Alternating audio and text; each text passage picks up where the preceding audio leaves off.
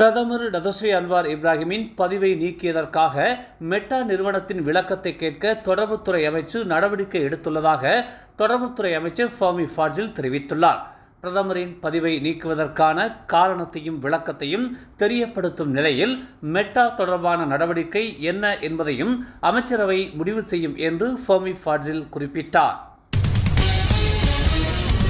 பாரிஸில் நடைபெற்று வரும் ஒலிம்பிக் போட்டியில் இன்று நடைபெற்ற மகளிர் இரட்டையர் பூப்பந்து போட்டியின் காலிறுதி ஆட்டத்தில் தேசிய மகளிர் இரட்டையர்களான பெர்லி தான் எம் தினா இணையர் தென்கொரியாவின் கிம் சோ யோங் கோங் ஹி யோங் இணையை 21-12, 21-13 என்ற நேர் செட்டுகளில் தோற்கடித்து அபார வெற்றி பெற்றனர். இதன் மூலம் அரையிறுதிக்கு தகுதி பெற்று மலேசியாவின் நம்பிக்கையை உயர்த்தியுள்ளனர். நெகிரி செம்பிலான் மாநில மாயிகாவின் தலைவராக இருந்த மாணிக்கம் லட்சுமணன் பாஸ் கட்சியில் இணைந்துள்ளார். ஜெராம் பாடாங் சட்டமன்ற உறுப்பினராக இருந்த மாணிக்கம் லட்சுமணன் கடந்த தேர்தலில் மாயிகா கட்சியின் செயல்பாடுகளை மீறியதாக கட்சியின் தேசிய உச்சமன்ற உறுப்பினர் பொறுப்பிலிருந்து நீக்கப்பட்டார். மாநிலங்களவை தேர்தலில் ஜெராம் பாடாங் சட்டமன்றத்தில் போட்டியிட மாயிகா அனுமதிக்காததால் தொடர்ந்து தனது ஆதங்கத்தை வெளிப்படுத்திய அவர் தற்போது பாஸ் கட்சியில் இணைவதாக தெரிவித்துள்ளார். கல்வி முறையில் ஏற்படும் மாற்றங்களுக்கு ஏற்ப ஆசிரியர்களுக்கு முறையான பயிற்சிகளும் பட்டறைகளும் வழங்கப்பட்டு வருவதாக கல்வி துணை அமைச்சர் ஓங்காவோ மக்களவையில் இன்று தெரிவித்தார். கல்வி முறைமைகளில் ஏற்படும் மாற்றங்கள் நடைமுறைப்படுத்தும் முன்னமே ஆசிரியர்களுக்கு அது குறித்தான புரிதல்கள் ஏற்படுத்தப்படுவதாகவும் மாநில கல்வி அதிகாரிகளின் ஒத்துழைப்புடன் புதிய கல்வி முறைமைகள் அமைக்கப்படுவதாகவும் அவர் விளக்கமளித்தார். பிரதமர் டத்தோஸ்ரீ அன்வார் இப்ராஹிமின் நிர்வாகத்தை யதார்த்தத்துடன் தொடர்பில்லாதது என்று பெர்சே அமைப்பின் முன்னாள் தலைவர் டாக்டர் அம்பிகா ஸ்ரீனிவாசன் கருத்து கூறியதை தகவல் தொடர்புத்துறை அமைச்சர் ஃபஹமி ஃபாசில் விமர்சித்துள்ளார்.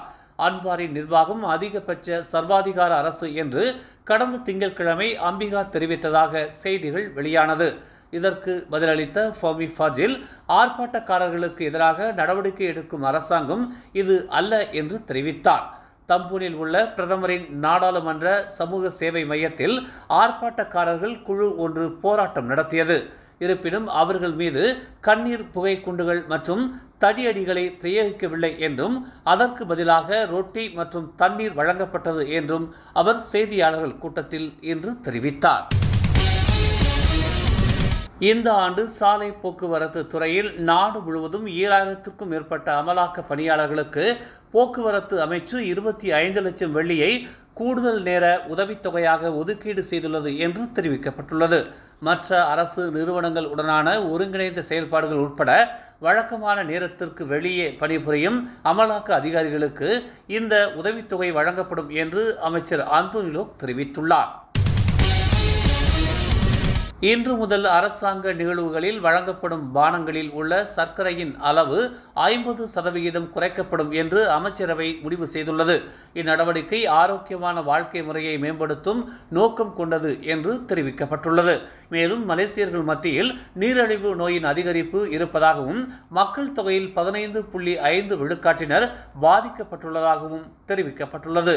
இன்று தொடங்கும் அரசாங்கத்தின் முன் முயற்சிகளில் ஒன்றாக அரசாங்க நிகழ்வுகள் கூட்டங்கள் உட்பட பானங்களில் சர்க்கரையை 50 விழுக்காடு குறைக்க அமைச்சரவை முடிவு செய்துள்ளது. 2 ஆண்டுகளுக்கு முன்னர் தனது சகோதரனையும் மைத்துனரையும் கோடரியால் வெட்டி கொன்றதாக வாக்குமூலம் அளித்த 63 வயதான முதியவருக்கு இன்று உயர்நீதிமன்றம் 38 ஆண்டுகள் சிறை தண்டனை விதித்து தீர்ப்பளித்தது. கடந்த 2022ஆம் ஆண்டு ஜூலை 7ஆம் தேதி தாம் 64 வயது சகோதரனையும் அவரது 59 வயது மனைவியையும் கோபத்தில் கொன்றதாக ஒப்புக்கொண்டதன் அடிப்படையில் அவருக்கு 38 ஆண்டுகள் சிறை தண்டனையை உயர்நீதிமன்றம் விதித்துள்ளது. நாட்டில் 60 வயது அல்லது அதற்கும் மேற்பட்ட முதியவர்களில் 3.1 விழுக்காட்டினர் மன அழுத்தத்தால் பாதிக்கப்பட்டுள்ளதாக சுகாதாரத்துறை அமைச்சர் டாக்டர் ஜுல்கிஃப்லி அமாட் தெரிவித்துள்ளார். எனவே முதியோர்கள் குறித்து கவனம் செலுத்த வேண்டும் என்று அவர் கேட்டுக்கொண்டார். வழக்கமான சுகாதார பரிசோதனைகள் மிக அவசியம் என்று வலியுறுத்திய அவர் உடல் பலவீனம், டிமென்ஷியா போன்ற பல்வேறு உடல் உபாதைகள் அவர்களுக்கு ஏற்படலாம் என்று அவர் சுட்டிக்காட்டினார். மேலும் செய்திகளை தெரிந்து கொள்ள தமிழ் மலர் நாளிதழை பாருங்கள். எங்களோடு இணைந்திருக்க மலர் டிவியை பதிவு செய்து கொள்ளுங்கள். உறவுகள் மகிழ்ந்திட விருப்பம் மற்றும் பகிர்வு சேவையை சொடுக்கிடுங்கள்.